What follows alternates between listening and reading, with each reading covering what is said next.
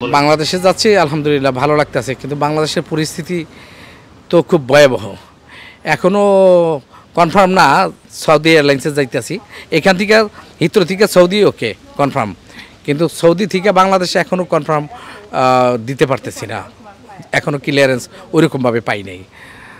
আশা করি সুন্দরভাবে যাইতে পারবো, এটা বিশ্বাস। এটা কি কেন যাচ্ছেন? আগে টিকিট করে ফেলছিলেন, সে কারণে কি যাচ্ছেন? দেশের যে পরিস্থিতি না, আপনার ফ্যামিলিগতভাবে 10 বছর পরে বাংলাদেশে যাচ্ছি ওদেরকে নিয়ে, এই কারণে যাচ্ছি।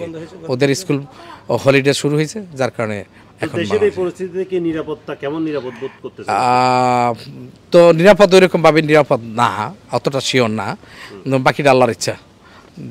দেশে যদি শুনছি আর্মি প্রোটেক্টেড দিতে আছে, তাহলে হয়তো ক্যাপিটালের অবস্থা ভালো থাকবে, ঢাকার অবস্থা।